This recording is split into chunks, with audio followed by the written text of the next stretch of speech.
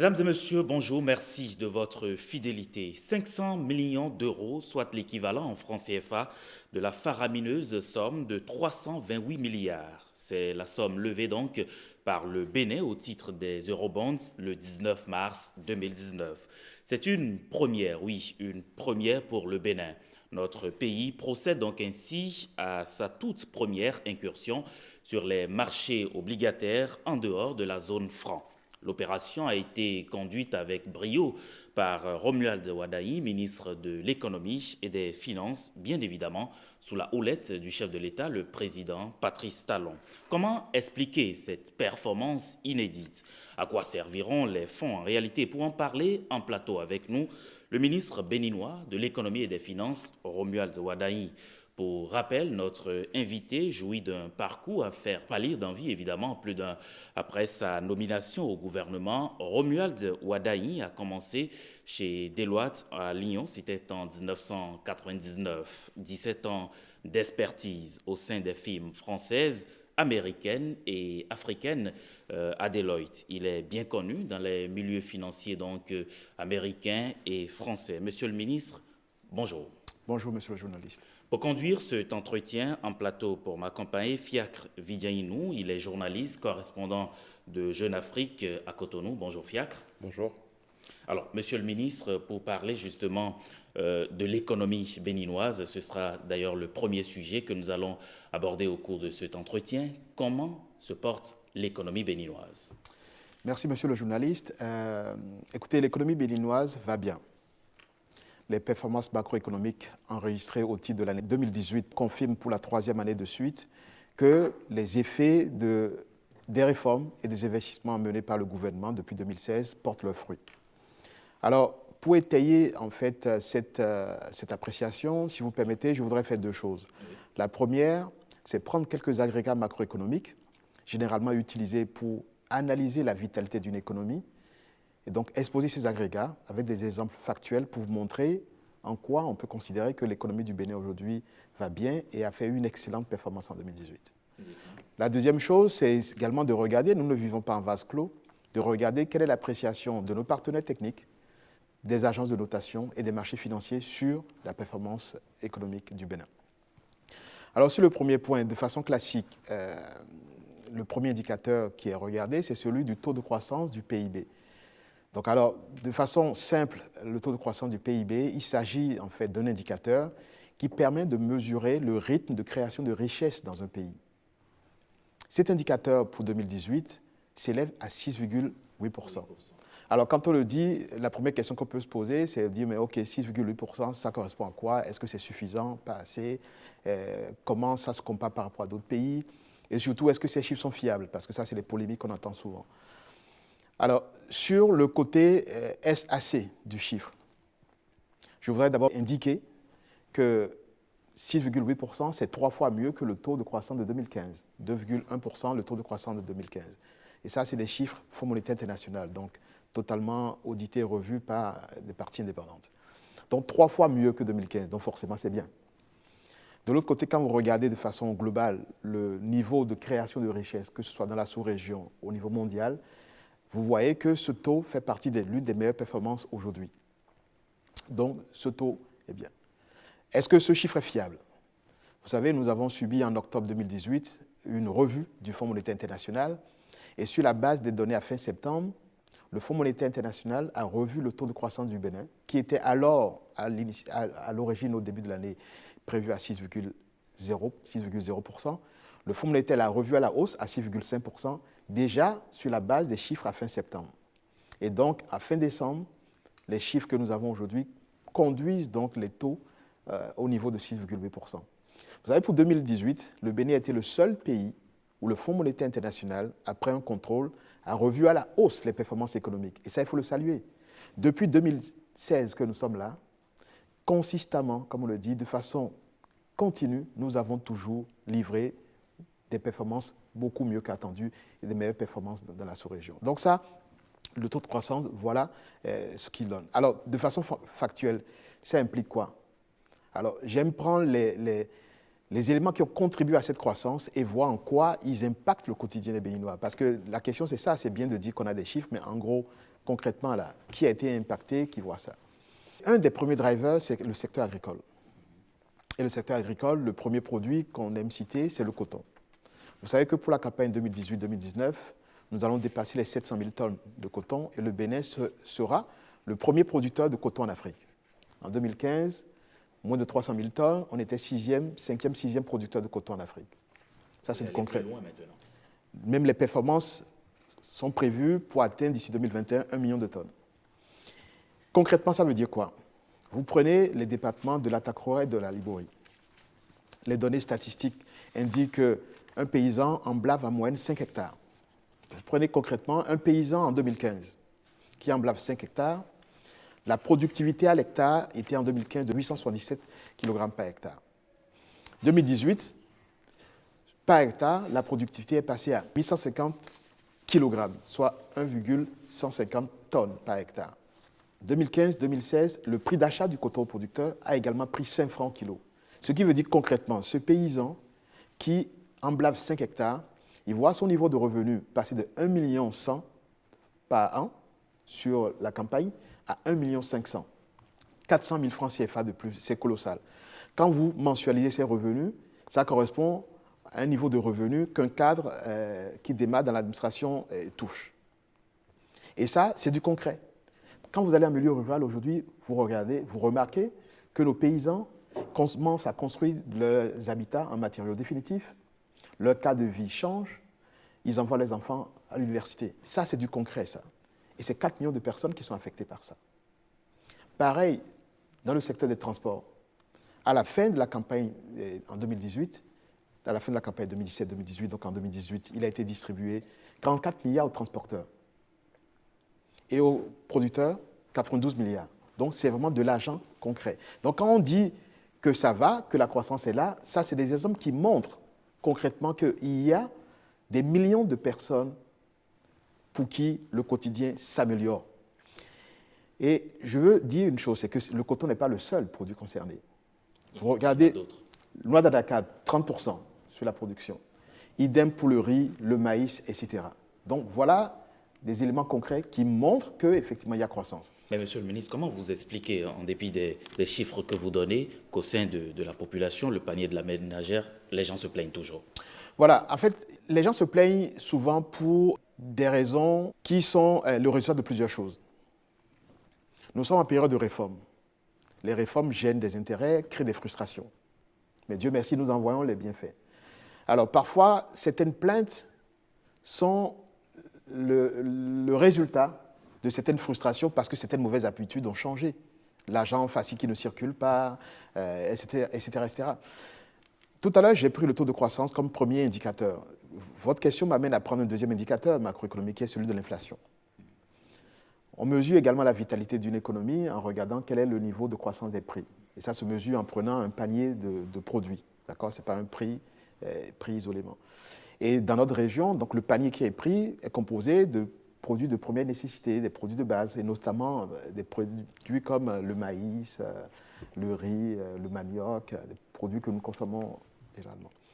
Quand vous prenez par exemple l'évolution du prix du maïs, une mesure de maïs séché en 2015, avril 2015, était à 250 francs le kilo. Les dernières statistiques disponibles, qui datent donc d'avril 2018, indiquent un prix à 205 francs le kilo, 45 francs de moins le kilo. Bien entendu, il y a quelques produits pour lesquels les prix ont légèrement augmenté, mais pour plusieurs produits, les prix ont baissé. En gros, quand on prend le panier de produits de référence, le taux d'inflation, l'évolution des prix, s'est élevé à moins 0,8% en 2018. Donc, globalement, on peut considérer que les prix sont restés quasiment stables. Et ça, c'est donc le résultat de prix, certains auraient légèrement monté, certains baissé. Donc, le commentaire qui dit le panier de ménagère souffre, on peut souffrir parce que l'argent qui rentre a baissé, ou on peut souffrir parce que avec le même montant d'argent, on n'arrive plus à acheter la même quantité de produits. Au niveau macro, et en donnant des exemples concrets de produits, le maïs en est un, non, avec le même montant d'argent, le pouvoir d'achat est resté à peu près au même niveau. L'enjeu aujourd'hui, et ceux qui se plaignent, c'est sur l'argent qui rentre. C'est la partie d'argent qui rentre de façon illégale qui a été limitée. Effectivement, nous acceptons qu'il y a des coulages des finances publiques qui ont été stoppés. Et donc cet argent, vous savez, ça servait en fait à un certain nombre de choses. Et donc, voilà. Mais on a l'impression hein, que tous les gouvernements qui se suivent ont toujours la même explication. On a réduit l'argent sale, mais le résultat est le même. Les gens crient leur mal de vivre. Qu'est-ce que vous répondez de manière concrète à ça? Mais en fait, c'est que moi, j'aime bien, moi, je veux bien que quand on parle de ça, qu'on me donne des exemples. Moi, je prends un étudiant. Quand vous doublez le nombre d'étudiants bénéficiaires de bourses et de secours, vous avez 2 fois plus d'étudiants qui bénéficient du soutien de l'État. Quand vous augmentez les bourses aux étudiants, mais vous voyez leur capacité à subvenir à leurs besoins s'améliorer. Quand vous dématérialisez, vous faites des virements automatiques aux boursiers. Les boursiers avaient des années de retard de bourse. Maintenant, à la fin du mois, automatiquement, ça tombe sur le compte. Quand vous faites ça, est-ce que vous pouvez considérer que les boursiers se plaignent? Non, ils ne se plaignent pas. Quand, dans le secteur agricole, 4 millions de personnes impactées par le coton et les autres produits, avec tous les secteurs transport et services liés, quasiment la moitié de la population impactée par l'excellente performance.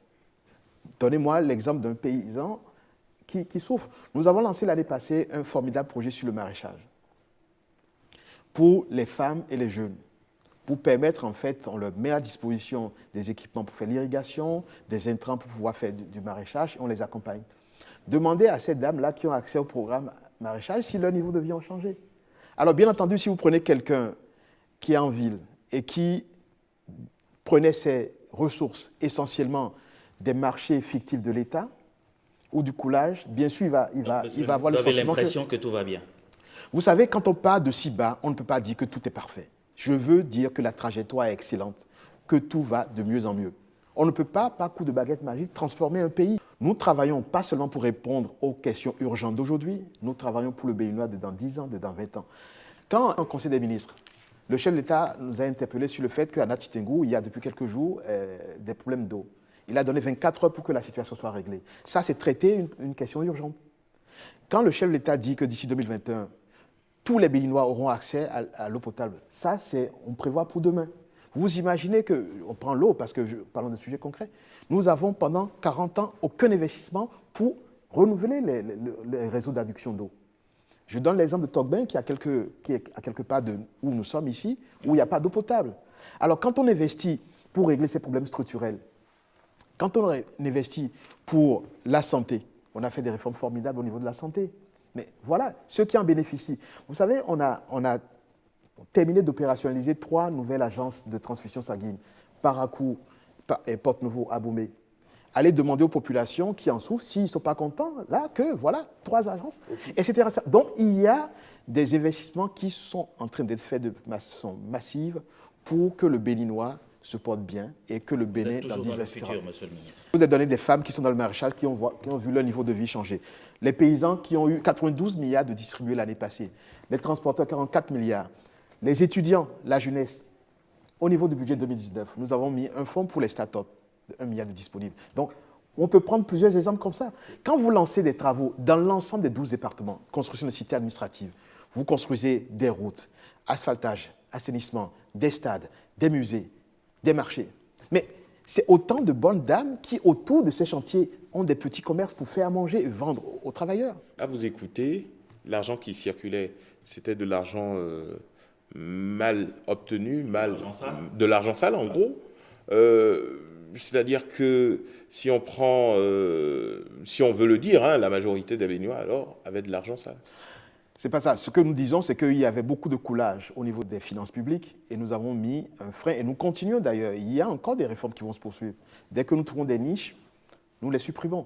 Donc, nous ne disons pas qu'il n'y avait que de l'argent sale qui circulait. Je vais donner un exemple qui est parlant. Parce que c'est quand même l'argent des contribuables. Le chef de l'État a dit récemment que, vous savez, la TVA, même celui qui achète son achuta, il paye la TVA. Et la TVA, c'est la moitié de nos recettes. Et donc, quand on dilapide les fonds de l'État, mais c'est le pauvre qui est primé. Donc, je veux que vous nous supportiez dans ça. Il faut expliquer à la population, nous comptons sur vous pour expliquer aux personnes que quand on coule, c'est le pauvre paysan qui est affecté. Il n'a pas les infrastructures. Il n'a pas les infrastructures et en plus, son argent est utilisé à autre chose. Regardez, dites-moi concrètement, quand un pays comme le Bénin dépense en une année 17 milliards pour les voyages officiels, 17 milliards dans les billets d'avion pour que les gens voyagent, etc. Vous trouvez ça normal? Quand on fait la réforme, on crée la cellule de voyage officiel, on passe 2-3 milliards. Alors, c'est de ça qu'on parle. Donc, effectivement, ceux qui bénéficiaient de ça, ils en souffrent. Mais en attendant, avec cet argent, mais nous avons fait les cantines scolaires. Alors, des comme enfants vous le dites mangent. bien, vous avez verrouillé un certain nombre de choses. Qu'est-ce que vous faites pour aider les populations à mieux vivre? Comment entrevoyez-vous l'avenir? Mais écoutez, qu'est-ce que nous faisons pour que les populations mieux vivent? Nous travaillons, d'accord, pour que chaque Béninois ait une égalité de chances pour contribuer à la création de richesses. Vous avez vu tout à l'heure, j'ai donné plein d'exemples qui montrent que, secteur par secteur, les choses vont de mieux en mieux.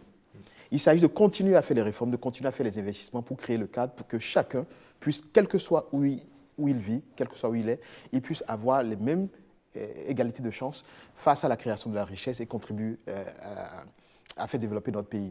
Vous savez, un modèle alternatif consisterait à dire l'État, sur les recettes, prend de l'argent et puis juste distribue. Mais le jour, l'État ne peut pas tout faire.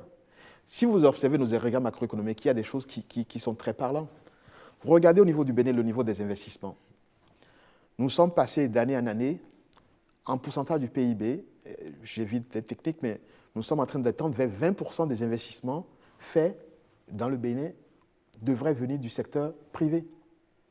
Si on crée les conditions pour que le secteur privé prenne le relais, le jour où l'État a des coups durs, mais la population est moins impactée puisque le secteur privé est dynamique.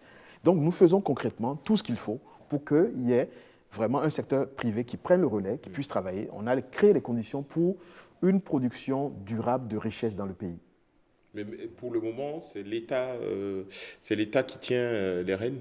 Non, ce n'est pas que l'État, mais vous êtes d'accord avec moi que classiquement, le Béninois est tenté par des activités d'achat-vente, de commerce. Mais il faut créer les conditions pour que le Béninois aille de plus en plus vers les activités de transformation, les activités de type industriel, consommatif de main-d'œuvre. Quand nous réglons la question énergétique, et en mars dernier, le premier générateur de Maraguita était bien en service. Voilà, ça, c'est pour permettre de régler le problème d'accessibilité, coût et volume d'énergie pour la population. Ça permet à des gens qui ont des projets de transformation de produits, que ce soit pour transformer le manioc ou l'ananas, etc., de pouvoir avoir accès à l'énergie pour le faire. Vous créez les conditions donc, pour que personne puisse travailler, créer de l'emploi, créer de la richesse. C'est à ça qu'on s'attelle. Et puis vous augmentez les taxes aussi. Ah, mais ça, c'est très intéressant. Non, mais ça, c'est très intéressant. Je veux juste qu'on me donne l'exemple d'une taxe qui a été augmentée. Je vous ai dit tout à l'heure que la TVA, c'est la taxe que tout le monde paye et qui contribue pour moitié de nos ressources. Le taux de TVA n'a pas changé, par exemple. 18%, c'est resté à 18% depuis. Monsieur le ministre, les taxes, donnez un exemple et puis c'est assez clair que votre politique vise à l'élargissement de l'assiette fiscale. Mais est-ce que vous allez continuer par presser? En fait, cette perception-là, je voudrais qu'elle soit appuyée par des chiffres de façon concrète. Vous prenez la loi de finances pour 2019. Est-ce que nous avons augmenté le taux d'impôt sur les sociétés? Non. 30%, c'est resté stable. Je vous ai parlé de la TVA stable. Mieux, pour les entreprises qui sont sur le régime simplifié, le prélèvement, l'impôt est passé de 400 000 francs à 150 000. Nous avons baissé. Ça, c'est la taxe aujourd'hui, professionnelle synthétique. Absolument, est passé de 400 000 francs à 150 000 francs. Il y a des milliers de personnes qui sont concernées par ça. Donc vous regardez sur la fiscalisation directe, le prélèvement direct, vous voyez que nous avons plutôt mené des politiques de baisse. Du coup, votre politique, c'est... Nous avons augmenté le prélèvement, par exemple, sur l'alcool, le tabac, bien sûr. Nous avons des normes communautaires qui nous permettent d'aller jusqu'à un certain niveau, 70% de mémoire, je crois. Nous sommes passés à 50%, mais parce que c'est des produits sur lesquels nous pensons qu'avec toutes les réformes que nous faisons sur le domaine de la santé, il est important de pouvoir se doter des moyens de pouvoir financer ça. Alors, quand vous faites cette augmentation-là, je veux bien qu'on me dise que, OK, voilà, sur l'alcool et le tabac, vous avez légèrement augmenté le taux. Oui, très bien, mais nous avons baissé le taux pour le Béninois moyen qui a sa PME, qui payait 400 000, qui paye désormais 150 000. Je veux qu'on le salue. C'est un rétropédalage. Ah, pas du tout. Il s'agit uniquement d'une mesure incitative. Nous avons dit, nous souhaitons que les PME locales participent de plus en plus au marché public, soit dans les commandes publiques ou soit comme prestataires des grands marchés. Nous avons vu en 2018 le lancement de plusieurs chantiers. Il fallait donner l'opportunité aux PME de venir. Une des contraintes que les PME avaient, c'est ce montant d'impôt qui faisait qu'ils n'étaient pas en capacité d'avoir leur quitus fiscal parce qu'ils ne payaient pas. Nous avons, après analyse, décidé de baisser pour alléger les entraves, en fait, pour que l'entrepreneur individuel, les petites PME, puissent en fait avoir accès au marché. De la même manière, nous avons baissé ça. Nous avons supprimé plusieurs formalités, plusieurs documents administratifs qui sont exigés ont été supprimés et le reste totalement mis en ligne. Alors, quand vous faites ces réformes-là, ce n'est pas du rétropédalage, c'est pour aller de l'avant. Mais implicitement, vous faites reposer tout sur quelques grosses entreprises. Non, absolument pas. Nous ne faisons pas tout reposer sur quelques grandes entreprises. Encore une fois, je vous dis, la moitié de nos recettes viennent de la TVA. Et la TVA, ce n'est pas les entreprises qui payent, c'est nous tous, consommateurs. Après, nous faisons les réformes qu'il faut pour élargir la contribution de chacun des acteurs. Aujourd'hui, en effectif d'entreprise, nous avons beaucoup plus d'entreprises en nombre affectées par la taxe professionnelle synthétique et donc qui ont bénéficié de cette baisse comparée aux autres entreprises. Pour Romeo Douadaï, tout va bien et le Béninois peut espérer. Je dis encore une fois que, 1, le Bénin se porte bien, 2, que les choses sont beaucoup mieux que par le passé, et 3, que les réformes et les investissements en cours montrent une direction qui est claire. 2019, les années qui vont suivre, en tout cas sur la trajectoire 2019-2021, nous allons avoir donc un rythme de création de richesse qui va continuer de s'accélérer et va se placer au-delà de la barre des 7%. J'ai dit, je pense à certains de vos confrères il y a quelque temps que pour qu'on puisse percevoir, pour que la grande masse puisse percevoir l'effet d'une croissance, il faut qu'elle dure, qu'elle soit suffisante, donc au niveau de 7% plus, 7%. Et qu'elle dure au moins 3 ans de suite. Et là, nous rentrons dans ce schéma. Nous allons avoir en 2019, 2020, 2021 de taux de croissance au-delà des 7% et probablement toucher les 10%. Le paysan qui a son champ d'anacade, le producteur de maïs, la dame qui fait le maraîchage, etc., la vie change déjà pour eux et va continuer à s'améliorer pour eux. Vous voyez, quand on fait les réformes de la santé, on démantèle les faux médicaments. Mais ça, c'est l'ensemble, vous, moi, tout le monde, qui maintenant, nous avons une assurance meilleure sur la qualité des médicaments que nous consommons. Alors, ça, c'est un effet bénéfice des réformes. Là, on n'a pas attendu, c'est déjà là. Quand on a mis en service le centre de santé d'Alada, c'est les populations de là-bas qui en bénéficient. Djougou, l'hôpital départemental de Djougou, opérationnalisé, mis en affermage à l'ordre de Malte, c'est les populations de là-bas qui en bénéficient. On a fait, je vous ai parlé des 3 centres de transfusion sanguine. L'hôpital, le CHU de Calavi, financement bouclé, les travaux commencent, etc., etc. Donc, nous ne sommes pas dans l'attente, nous sommes dans le résultat concret. Il y a quelques semaines, autour du 17 mars, le Bénin a lancé une opération pour avoir de l'argent, pour aller prendre de l'argent sur le marché international. En quoi ? Si vous permettez, je ne vous arrête pas, mais tout à l'heure, je vous ai dit que j'allais expliquer en quoi l'économie se portait bien, en prenant des chiffres, des exemples, c'est ce que j'ai fait. Mais je voulais aussi vous parler, si vous permettez, quelques secondes, de la perception, en fait, que les partenaires techniques, les marchés, les agences ont de nous. Parce que, vous voyez, on peut dire les choses, on peut s'auto-féliciter de ce qu'on fait, mais c'est encore mieux quand c'est les partenaires techniques qui ont un regard indépendant qui vous disent que vous faites des choses bien. Quand c'est les partenaires qui disent que vraiment le pays va de mieux en mieux. Et là, vous avez le Fonds monétaire international, je vous ai parlé de leur revue en octobre, qui indique que le Bénin, le programme est on track, comme ils disent, c'est-à-dire sur les rails, que tout va très bien. Mais vous avez aussi le fait que récemment, le Bénin a été primé comme premier pays en matière de transparence budgétaire. Ça ne s'est jamais produit. À Dakar, le Bénin a reçu le prix de transparence budgétaire. Et ça, ce n'est pas l'association fan club de Wadaï qui a fait ça. Hein. C'est le Fonds monétaire international, l'Union européenne, premier pays en matière de transparence budgétaire. Ça veut dire que nous avons cette rigueur et cette transparence dans la manière dont nous gérons les choses. C'est grâce à ces éléments-là, ces appréciations-là, que quand nous allons vers des investisseurs qui ne savent même pas positionner le Bénin sur une carte, mais ils nous font confiance parce qu'ils voient que l'Union européenne, le Fonds monétaire international, la Banque mondiale, plusieurs partenaires donnent satisfaction sur ce qui se passe. Vous avez vu, en février, le président de la commission de l'UEMOA est passé à Cotonou, Absolument. A dit que le Bénin a fait des bons jamais faits dans l'UEMOA en matière de réforme. C'est du concret. Quand nous disons que le Bénin va bien, que les performances sont excellentes et que ça continuera à aller de mieux en mieux, voilà, c'est la même appréciation que nos partenaires, que ce soit au niveau international, régional, donnent. Nous sommes également maintenant, depuis quelque temps, à nouveau notés Standard & Poor's nous a confirmé en décembre B+. la notation B+, qui est la meilleure notation en Afrique, en dessous du Sahara. C'est la même note que le Sénégal, et c'est mieux que certains pays qui sont souvent cités en référence, comme le Rwanda, etc. Donc je veux voilà, vous ne pouvez pas faire des performances macroéconomiques passables et avoir ces résultats. Mais je l'admets, vous savez, quand on part de si loin, il faut du temps pour que vraiment la perception change.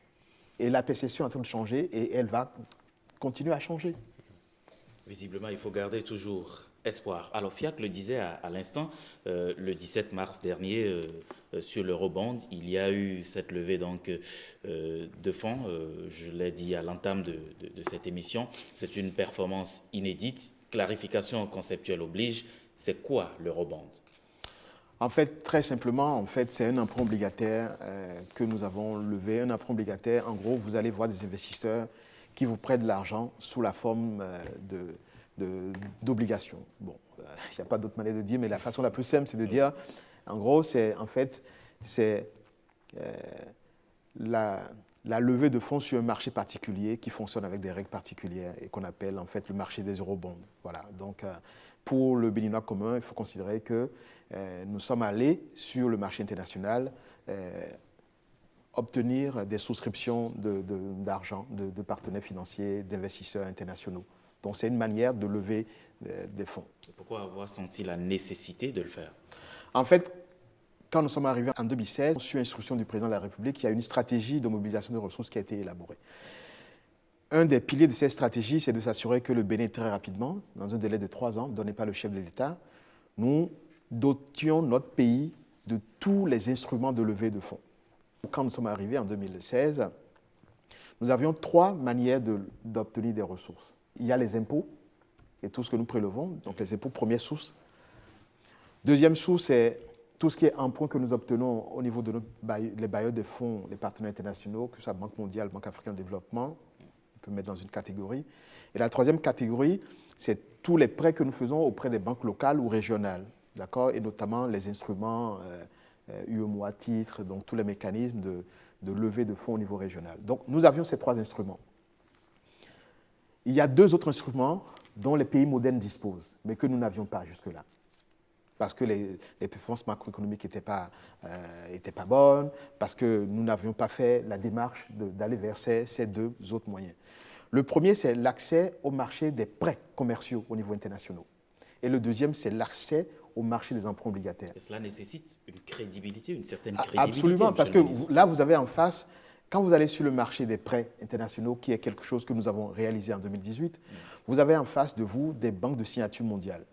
Et ces banques ne vous connaissent pas forcément, ont très peu d'informations sur vous. Vous venez et il faut avoir de la crédibilité, il faut avoir des projets solides pour qu'ils puissent vous prêter. Donc, encore une fois, donc, la stratégie est dictée et les instructions de chez l'État, doter le Bénin de tous les instruments possibles en matière de levée de fonds de mobilisation de ressources. Cela vous permet de diversifier, en fait, de diversifier nos sources de financement et de mettre le Bénin à l'abri d'à-coups. Parce que quand les ressources fiscales domestiques baissent violemment, quand il y a une crise sur le marché domestique que les banques ne peuvent pas prêter, etc., et que les partenaires techniques, pour une raison ou pour une autre, parce que vous n'êtes pas en programme avec le Fonds monétaire international ou parce qu'il y a réduction des volants de financement internationaux, ben, vous êtes limité dans la capacité donc, de financer votre budget. C'est pour ça qu'il faut diversifier et s'adjoindre ces 2 instruments complémentaires. Donc en 2018, nous nous sommes dotés du 4e instrument, qui est celui de l'accès au marché des prêts internationaux. Nous l'avons fait, d'abord en faisant une opération de reprofilage, donc remplacer une dette qui coûte cher par une dette moins chère, grâce au soutien de la Banque mondiale. En gros, ce que nous avons fait, c'est que si vous avez emprunté 1 000 francs à un taux de 7%, vous réussissez à trouver les mêmes 1 000 francs ailleurs à un taux de 3% pour payer l'autre dette et remplacer donc cette dette. Et donc à chaque fin de mois, au lieu de payer 7% de taux d'intérêt, vous n'en payez que 3%. Donc vous avez moins d'intérêt à payer, moins de charges, moins de coûts à payer. Donc c'est ça l'intérêt de l'opération de reprofilage. Et nous l'avons fait grâce à l'instrument d'accès au marché des prêts commerciaux internationaux. Donc 2018, c'était l'année de cet instrument. Donc nous l'avons maintenant et aujourd'hui nous sommes crédibles, nous sommes connus, nous pouvons aller sur ce marché de prêts commerciaux. Le dernier instrument que nous devions faire, c'était celui d'accès sur le marché de l'emprunt obligataire. Et c'est ce que nous avons fait. Celui-là est beaucoup plus compliqué parce que sur ce marché, nous avons tenu, sur instruction de chef de l'État, à avoir une taille d'opération qui permette en fait à nos obligations d'être cotées, de sorte à ce qu'au quotidien, il puisse y avoir une valeur donnée donc, à notre dette et donc une valeur donnée à la signature au Crédit Bénin. Donc vraiment, c'est doter le Bénin de l'ensemble des panoplies, donc l'ensemble des moyens de mobilisation de ressources qui a été la première mesure. Et nous avons mis ça sur notre agenda depuis 2016. Et 2018, nous en avons réalisé un et le dernier a été fait donc en 2019. Je veux dire que ça, c'est le résultat de travail de l'ensemble des ministres, de l'ensemble des cadres des différents ministères qui ont travaillé pendant de longs mois pour arriver à ça. Il a fallu effectivement assainir le cadre macroéconomique, arrêter le coulage, améliorer les performances macroéconomiques. Il a fallu faire noter le Bénin. Mais faire noter le Bénin, ça a nécessité également de la préparation. Il a fallu aller vers les investisseurs pour présenter le Bénin. Il a fallu rédiger ce qu'on appelle prospectus, c'est-à-dire un document d'offre. C'est un document qui fait 700 pages en anglais, qui décrit le Bénin dans tous ses détails, nos projets, la gouvernance, etc. Il a fallu faire valider ce document par les autorités de régulation des places financières, avoir le tampon, et ensuite maintenant aller... C'est tout un processus qui a duré longtemps, où c'est l'occasion pour moi de remercier l'ensemble des ministres qui ont contribué à ça, et l'ensemble des cadres de l'administration qui ont, de tout secteur, parce que également quand vous préparez un document de 700 pages, tous les secteurs y passent, la justice, la santé, l'infrastructure, tout le monde a contribué, et donc c'est un succès national. C'est un effort collectif qui a duré, qui a démarré depuis 2016 et qui s'est achevé. Et comment s'est passée cette opération ? En fait, c'est une opération qui, de façon factuelle, a été un succès. Elle a été un succès pour plusieurs raisons, je vais en citer deux. La première, c'est que nous sommes allés sur le marché et nous avons souhaité lever 500 millions d'euros. Nous sommes arrivés à un pic de plus de 1,250 milliard d'euros. Donc plus de 250% de souscription. Ça, c'est un succès. Ça veut dire qu'il y a beaucoup plus de personnes. Il y a beaucoup de confiance. Et d'ailleurs, il y a beaucoup de personnes qui ont souscrit, qui voulaient nous prêter. Nous avons dit non, nous avons demandé 500, nous nous limitons à 500. Parce que nous avons une stratégie d'endettement qui est claire.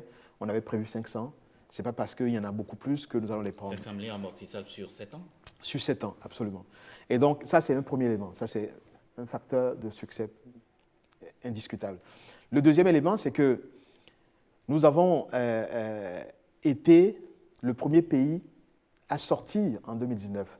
Ça veut dire que nous avons été très, très rapides. Dès que nous avons vu l'opportunité sur le marché, plusieurs pays ont commencé la course et le Bénin a été le premier à sortir sur le marché international des eurobonds dans la sous-région. Donc, ça aussi, c'est un élément qui montre que vraiment nous avons montré de la célérité et de l'efficacité dans la manière dont l'opération a été conduite. Et ces fonds serviront à quoi ? Ces fonds serviront donc à contribution à financer les activités et investissements prévus dans le cadre du budget 2019. Je rappelle que le budget de 2019 a prévu un besoin de financement de 700 milliards à peu près. Nous avons dit qu'il s'agit d'une opération pour diversifier les sources de financement. Donc, puisque nous avons diversifié les sources de financement, nous avons eu l'opportunité de lever ces à peu près 320 milliards de francs CFA par le canal donc, des emprunts obligataires eurobonds. Ça veut dire qu'il y a d'autres mécanismes de levée de fonds sur lesquels nous n'allons pas aller pour le reste de l'année. Je rappelle que nous avons un plan et un budget voté par l'Assemblée nationale avec une liste d'investissements à faire. Et donc, l'eurobond servira à faire ça. Si nous avions pris les 1 milliard d'euros, si nous avions mobilisé par ailleurs les mobilisations internes et qu'on avait dépassé les 700, là, la question peut se justifier. Là, la question aurait été, mais monsieur le ministre des Finances, les députés, le gouvernement a proposé dans son budget 700 milliards de levée de fonds pour les besoins du budget 2019. Là, vous avez levé plus de 700 milliards. Mais à quoi serviront l'écart, le surplus ? Là, nous ne sommes pas en surplus. Nous sommes en train de mobiliser de façon intelligente et innovante les ressources prévues et votées par l'Assemblée nationale dans le cadre du budget 2019. Quelles sont, très moins techniques, quelles sont les caractéristiques de cette opération ? En fait, les caractéristiques, c'est le montant, je vous l'ai dit. La durée, vous l'avez dit vous-même tout à l'heure, c'est 7 ans. Et le taux d'intérêt, c'est un coupon de 5,75%.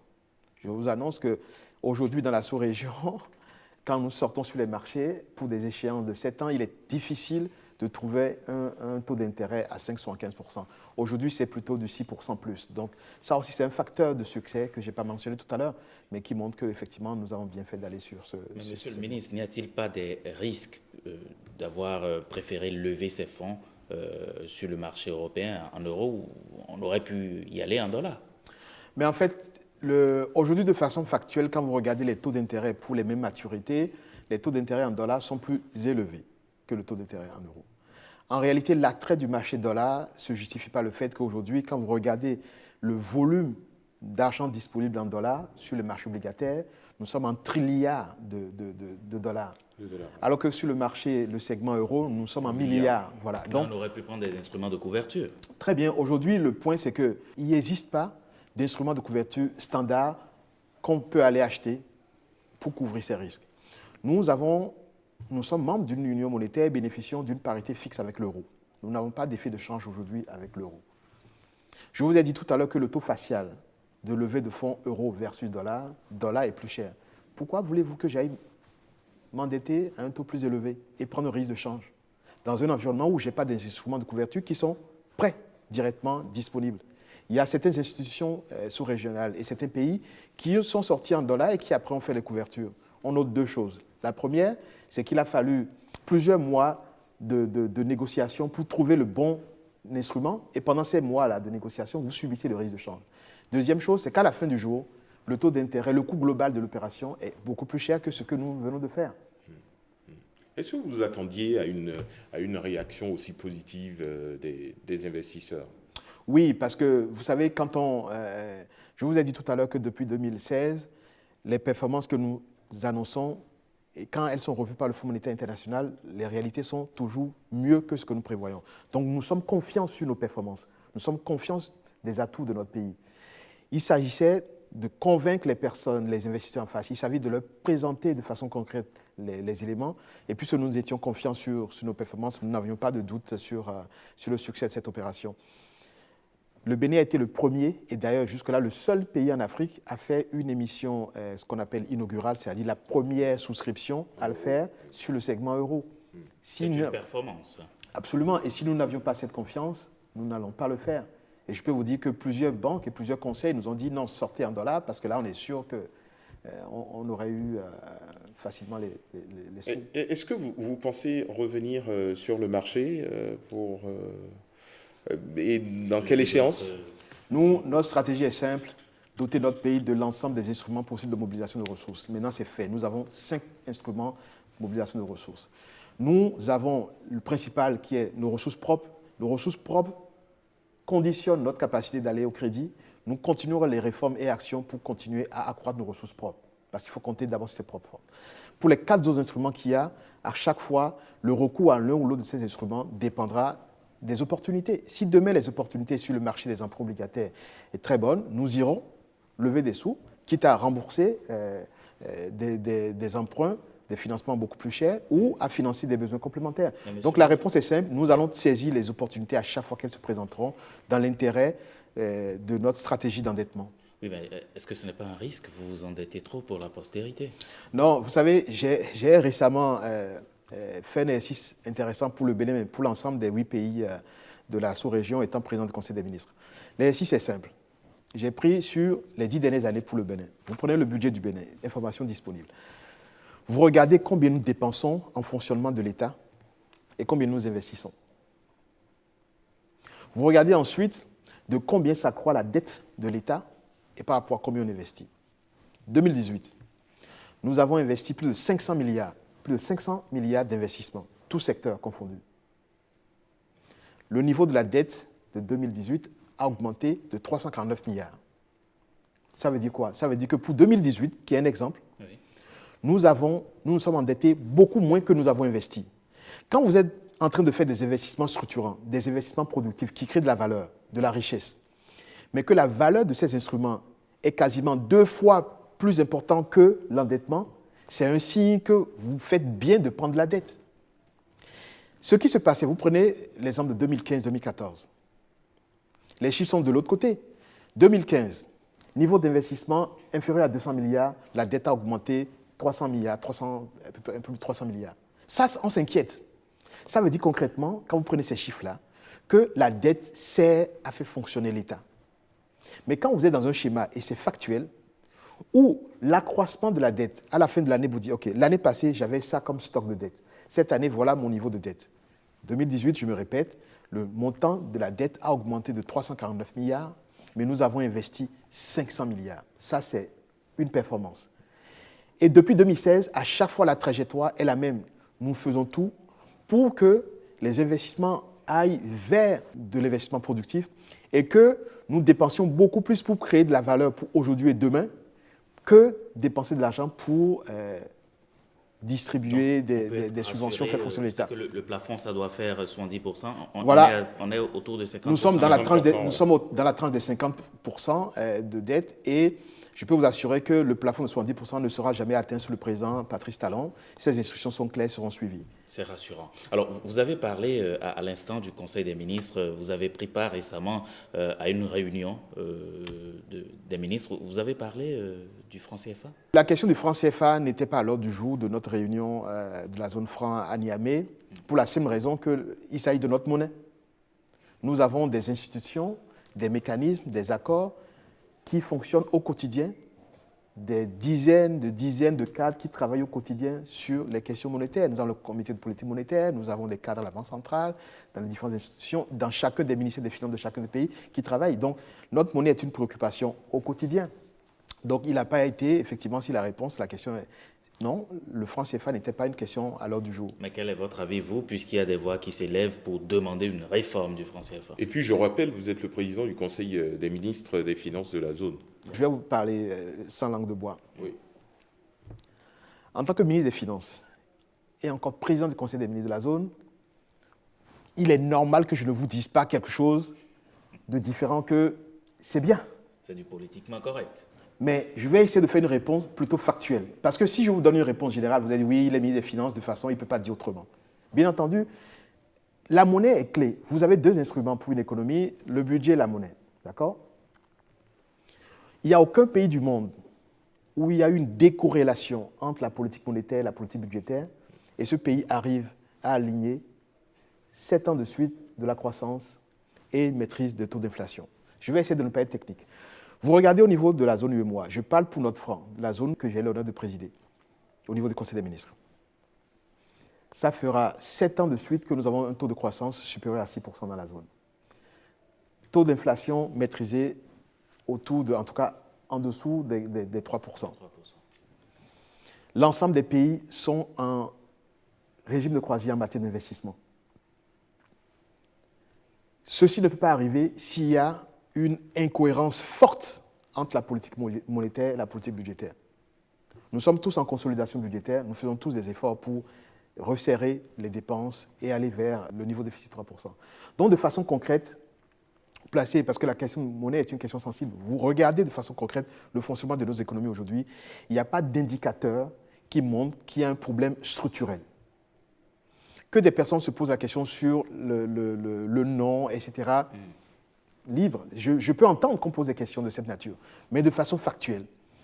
Moi, je n'ai pas vu un opérateur économique qui dit qu'il est pénalisé par le régime dans lequel nous sommes aujourd'hui. Vous savez, on se fait peur parfois pour beaucoup. Il n'y a aucun système parfait. Donc, je ne suis pas en train de dire que notre modèle est parfait. Je vous dis juste deux choses.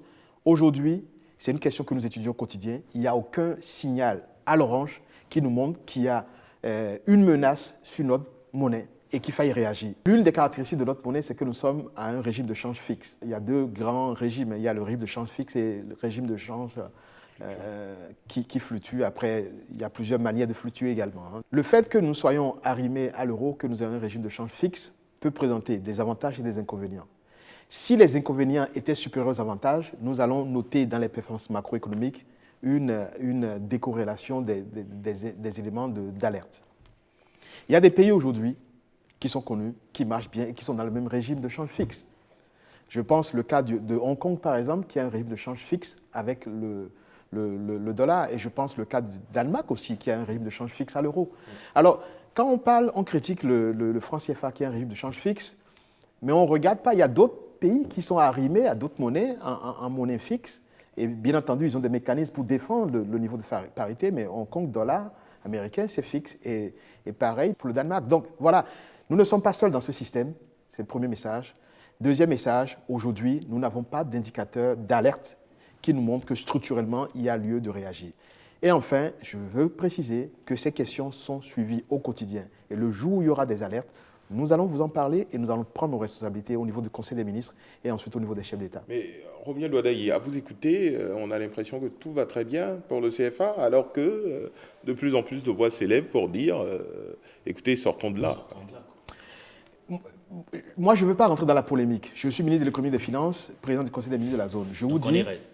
Je vous dis aujourd'hui, tout modèle a du plus et du moins. Aujourd'hui, les données que nous avons en face de nous, nous qui gérons, qui avons la charge de gérer les économies de nos pays, les données que nous avons ne nous alertent pas sur un problème structurel qui nécessite une réaction. Dès que nous allons avoir des alertes, dès qu'il y aura les prémices de difficultés, nous allons réagir. On ne peut pas avoir un décalage fort ou des problèmes structurels sur la monnaie et générer des croissances de plus de 6%, 7 ans de suite pour la zone 8 mois. Donc voilà, c'est... Parlant toujours du CFA, il y a une question qui revient souvent, c'est le fameux compte des opérations. Pour vous qui êtes un spécialiste de la question, c'est quoi le compte d'opération et à quoi est-ce que ça sert? En réalité, vous savez que nous sommes dans un système de change fixe. Nous avons des accords avec le Trésor français qui nous permettent, en cas de besoin de devises, que le Trésor puisse nous aider à avoir ces devises. Quand nous importons des équipements, quand nous importons des intrants pour l'agriculture, quand nous faisons appel à des services extérieurs qu'il faut payer en dollars, en euros, etc., quand nous devons rembourser des dettes en devises, il nous faut des devises. Au niveau de l'UEMOA, nous avons un pool, donc une caisse centrale où l'ensemble des devises qui arrivent, il reste. Donc une partie de ces devises localisées dans un compte d'opération qui permettent en fait de garantir notre monnaie, qui permet de sécuriser le fait que quand nous commandons à quelqu'un des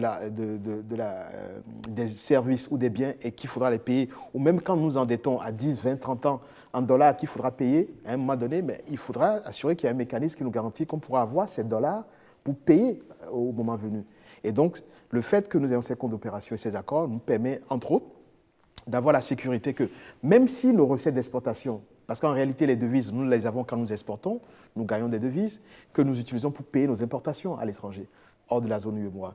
Mais grâce à ces accords, le jour où nous allons avoir une insuffisance de devises, nous allons pouvoir solliciter le Trésor et pouvoir avoir des devises pour faire face à nos besoins. Et je tiens à préciser que la Banque centrale en a parlé largement récemment, même le président Ouattara s'est exprimé sur cette question. Ces comptes font l'objet de rémunération. Le coût de l'argent au niveau international est négatif aujourd'hui. C'est-à-dire que quand vous placez, les taux sont négatifs. Or, nous sommes rémunérés sur ces taux. Donc parfois, c'est des choses que les gens ne savent pas et qui créent des spéculations. C'est sous son logé. L'argent est logé à la Banque de France, c'est ça? Vous savez, il faut arrêter aujourd'hui, nous ne sommes pas dans un monde où on pense que l'argent physique est allé stocker dans les bâtiments du Trésor français. Les choses sont beaucoup plus simples qu'on le croit. Nous avons des accords avec le Trésor français qui nous permettent surtout de pouvoir... Si vous n'avez pas un mécanisme qui garantit à vos partenaires qu'à l'échéance, vous avez accès à des devises pour les payer, ils ne vont pas travailler avec vous. C'est de l'argent déposé quand même, auquel on n'a pas accès. Bien sûr que c'est notre argent, puisque je vous dis qu'on peut aller en découvert. On ne peut pas dire qu'on n'a pas accès, puisque... On y a accès? Bien sûr que nous avons accès, puisque aujourd'hui, à chaque fin de mois, nous mesurons les niveaux. Au 31 décembre 2018, nous avons à peu près 4,8 mois d'importation de recettes. C'est-à-dire que les devises que nous avions disponibles pouvaient couvrir 4,8 mois. Imaginons que pour une raison ou pour une autre, les recettes d'exportation baissent. Mais il faut payer nos engagements financiers à l'international. Mais nous allons consommer ces 4,8 mois, 4,7 mois, et même aller en découvert grâce au soutien. Donc on ne peut pas dire que c'est de l'argent auquel on n'a pas accès, puisque c'est un compte qui peut aller en découvert. À partir du moment où vous avez un compte qui peut aller en découvert, mais voilà, ça veut dire que vous avez accès à vos comptes. D'accord. Romuald Wadaye, on va sortir un peu du CFA pour parler du Bénin. Il y a cette réforme que vous avez engagée récemment dans votre ministère par rapport justement au secteur, au domaine de la pension pour les agents admis à la retraite qui veulent jouir de ce droit. Qu'en est-il exactement? Rappelez-nous. Écoutez, il s'agit d'une instruction du chef de l'État qui a considéré que quand on a servi son pays en moyenne pour une période de 30 ans et qu'on va à la retraite, il n'est pas concevable qu'on ne puisse pas être payé dès le mois qui suit l'entrée en retraite. Pour pouvoir mettre en application ces instructions, il a fallu faire un certain nombre de réformes, il a fallu lancer la dématérialisation et tout ce dispositif est en cours. Aujourd'hui, un fonctionnaire qui va à la retraite et qui a une carrière relativement normale, qui est resté dans le même corps, il est possible de lui donner, dès le mois de son départ à la retraite, ses différents documents administratifs et de lui payer sa pension. La semaine prochaine, vous allez voir avec ma collègue, Madame la ministre de la Fonction publique, nous allons faire une cérémonie de remise donc, des carnets de pension à une série de pensionnés du mois d'avril 2019. Et dès la fin de ce mois, ils vont toucher le salaire. Donc ça, c'est quelque chose de concret. Je tiens aussi à rappeler que dans la même veine, en décembre passé, le chef de l'État a annoncé le paiement des arriérés pour les pensionnés, arriérés de les années 2011-2012. Et une partie a été payée dès le mois de janvier et le solde est payé ce mois-ci pour les pensionnés. Donc il s'agit d'un sujet qui tient particulièrement à cœur au chef de l'État, qui à juste titre considère que quand on a servi son pays, qu'on rentre à la retraite, la moindre des choses, c'est de pouvoir entrer dans son bon droit immédiatement et au bon niveau. Le niveau des pensions revu, 25% d'augmentation qui a été acté, qui est fait, et puis rattrapage des arriérés. Et donc voilà. Maintenant, sur les réformes pour accélérer, le dispositif de dématérialisation suit son cours et les progrès se font au jour le jour. Vous parlez justement des réformes et de cette volonté du chef de l'État de pouvoir remettre de l'ordre dans les choses. Il y a, je dirais, cette volonté également que vous avez d'élargir l'assiette fiscale. Est-ce qu'en même temps, vous allez pouvoir améliorer les services fournis par l'État? Bien sûr, vous savez, quand on parle d'amélioration de l'assiette fiscale, je veux dire qu'il ne s'agit pas d'une démarche qui consiste à courir après plus de contribuables. Voilà. Notre démarche est simple. On fournit d'abord le service public et après on demande qu'on contribue. Parce que la conviction du chef de l'État, c'est que quand vous faites l'effort de donner du service public, d'expliquer aux gens à quoi sert leur impôt, ils contribuent normalement. Nous avons lancé les travaux d'asphaltage. Tout le dispositif de ramassage des ordures dans les 5 grandes villes du Grand Nokoué, comme on dit, est terminé, va démarrer. Mais nous n'avons pas fait des prélèvements pour financer ça. Parce que le chef de l'État dit, commencez d'abord à changer le cadre de vie des personnes, régler les questions d'assainissement, de ramassage des ordures, et après, quand vous allez demander aux gens de contribuer pour une petite somme, ils vont le faire parce qu'ils servent à quoi. Et vous savez, cette stratégie-là du chef de l'État, elle est quand même à saluer parce que l'une des premières réformes que nous avons faites quand nous sommes arrivés en 2016, c'est de ramener à zéro l'ensemble de taxes et de prélèvements sur les transactions immobilières et foncières. Oui. Vous voyez? Et ça, c'est important. Et nous avons dit, nous allons faire le cadastre. Nous allons permettre à chacun de voir qu'aujourd'hui, il bénéficie d'un service public lié aux affaires domaniales beaucoup plus efficace, plus rapide. Et ensuite, on pourra voir éventuellement une contribution qui sera plus faible que par le passé, mais avec beaucoup plus de personnes qui vont contribuer parce que chacun verra qu'il a une sécurité sur son titre foncier, il a une capacité de faire les formalités en temps record et ils vont contribuer. Donc, la stratégie d'élargissement de l'assiette fiscale passe par une volonté d'abord d'offrir du service public aux personnes et ensuite, de façon normale, les personnes pourront contribuer à des niveaux totalement raisonnables. Alors, nous tendons déjà vers la fin de cette émission. On a encore quelques petites minutes. On parlera, pourquoi pas, des élections, puisque nous vous recevons, je dirais, à un moment très important de la vie politique du Bénin. Les élections, c'est pour le 28 avril prochain. Il s'agit bien des élections législatives. Est-ce que le ministre des Finances a mis à disposition de la Sénat les fonds nécessaires? Oui, la réponse est oui. Nous avons d'ailleurs tenu une conférence avec le président de la Sénat au lancement des opérations. Je pense que c'était au mois de février passé. Et immédiatement, le budget est validé, l'ensemble des ressources ont été mis à disposition. Et nous suivons de très près pour que les institutions de la République impliquées dans l'organisation des élections ne manquent d'aucun moyen financier. C'était prévu au budget, c'est validé, mis à disposition. Combien? Les coûts des élections, à peu près 5 milliards. Entièrement payé? Entièrement mis à disposition. D'accord. Et qu'en est-il alors des quitus fiscaux? Puisque justement, il y a des gens qui estiment qu'ils n'ont pas reçu à ce jour leur quitus fiscal. Moi, je veux bien qu'on donne des exemples. Ce que je peux vous dire, c'est que nous avons mis en place une procédure claire, dématérialisée, et il y a des voies de recours.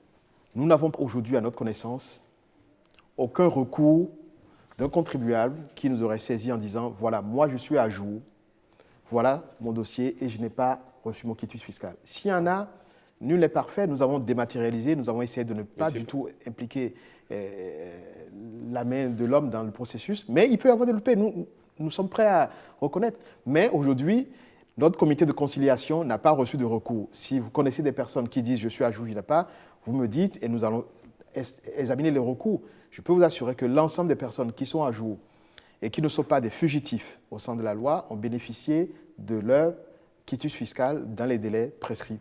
Monsieur le ministre, nous sommes à la fin de cette émission. Votre mot de la fin. Donc, merci pour ces échanges. Ce que je peux dire pour terminer, c'est que quand vous voyez tous les efforts qui commencent à produire les résultats, je prends par exemple sur les sujets concrets pour les populations, sur l'accès à l'eau potable. Nous sommes vraiment dans la bonne trajectoire pour fournir l'eau potable à tous les Béninois d'ici 2021. Les financements bouclés, les travaux avancent, les sujets d'urgence, comme hier je vous ai indiqué sur la Titingou, sont traités au fur et à mesure. Ça, c'est quelque chose qui rassure énormément. Quand vous voyez les efforts que nous faisons sur l'opérationnalisation de l'Arche, notamment sur ces volets assurance maladie et microfinance. Assurance maladie, sur la période de test qui démarre, c'est 350 000 personnes qui sont concernées. Et nous passerons ensuite, fin d'année, début 2020, à la généralisation. Sur le volet microfinance de l'Arche, c'est 6 milliards débloqués le mois passé pour la partie microfinance mobile qui rentre dans le volet de microfinance Arche. Quand vous voyez toutes les réformes que nous faisons dans le secteur de la santé, les chantiers de construction d'hôpitaux de zone, d'hôpitaux départementaux, le CHU de Calavi, quand vous voyez les efforts qui sont faits pour que, au niveau des cantines scolaires, 500 000 écoliers qui en bénéficient, et continuer donc à élargir ces programmes, quand vous voyez tous les chantiers qui affectent l'ensemble des départements, sans exception, l'ensemble des départements, que ce soit construction de routes, construction d'infrastructures sportives, construction de marchés, construction de cités départementales. Et ça, c'est des choses qui sont en cours. Les travaux d'assainissement, d'asphaltage, en cours, on le voit. Quand vous voyez tout ça, les perspectives pour les 3 années qui viennent sont plus que bonnes. Donc moi, je voudrais en fait profiter de cette occasion peut-être pour remercier les compatriotes parce que ces résultats sont l'effet conjugué de tous. C'est parce que nous avons tous accepté de suivre le chef de l'État dans la voie des réformes, nous avons accepté chacun de jouer son rôle, que nous sommes en train d'avoir ces performances macroéconomiques importantes. Le Bénin n'existait pas sur la place financière internationale. Aujourd'hui, le Bénin existe sur les écrans. Le Bénin enregistre de très bonnes performances et les perspectives sont plus qu'excellentes pour les années à venir, notamment pour les 3 années à venir. Donc, je garde espoir que chacun continuera à faire les efforts, chacun aura le sens de responsabilité pour que rien ne ralentisse cet élan, pour que nous continuions toujours à livrer de bonnes performances. Parce que là, concrètement, il s'agit de permettre à chacun d'avoir accès à une santé de qualité, d'avoir accès à de l'eau de qualité, d'avoir une égalité de chances pour pouvoir créer de la richesse, d'avoir une égalité de chances face à l'emploi, d'avoir une formation de qualité. Nous n'avons pas eu l'occasion tout à l'heure de parler de la formation professionnelle. Il y a quelques jours, nous avons, le chef de l'État a lancé donc, la mise en place donc, du Conseil national de l'éducation, qui est un instrument phare de la réforme du secteur de l'éducation. Vous savez que le chef de l'État veut désormais que nous partons dans un système où l'essentiel des formations soit plutôt des formations du type technique professionnel et inverser donc la proportion de personnes qui font les études générales. Mais tout ça, c'est effectivement pour que le Béninois, d'où qu'il soit, mais qui puisse avoir la formation adaptée pour avoir les instruments pour être acteur économique, de créateur de richesse. On n'a pas parlé du numérique. Pareil, énormément d'investissements faits pour que l'ensemble du territoire bénéficie donc de l'accès à la fibre optique, pour que le Béninois, quelle que soit sa localisation géographique, ait accès donc aux infrastructures, aux services publics et donc à la modernité. Voilà, donc nous sommes très confiants, nous sommes très sereins sur l'avenir. Nous demandons à chacun de continuer donc à avoir ce sens de responsabilité, de soutenir ces efforts et on aura l'occasion de revenir encore prochainement sur les performances. C'est évident. Merci. Merci beaucoup. Monsieur le ministre de l'Économie et des Finances, Romuald Wadaï, vous l'avez entendu, c'est un message d'espoir à l'endroit de tous les Béninois. Le gouvernement du président Patrice Talon est fortement engagé dans la diversification de ses sources de financement, ceci pour réaliser les grands projets inscrits au cœur du programme d'action du gouvernement. C'est ce qu'a rappelé Romuald Wadaï, de l'espoir et de l'espoir encore. Ça évolue à grands pas et le bonheur n'est plus loin. Merci, monsieur le ministre. Le bonheur commence déjà à être là. Quand on dit que le bonheur est plus loin, il est déjà là. Merci, mais monsieur le ministre. Il va s'amplifier. D'accord. Merci, Fiacre. Merci. Merci. C'est la fin de cette émission. Bonsoir chez vous. Merci.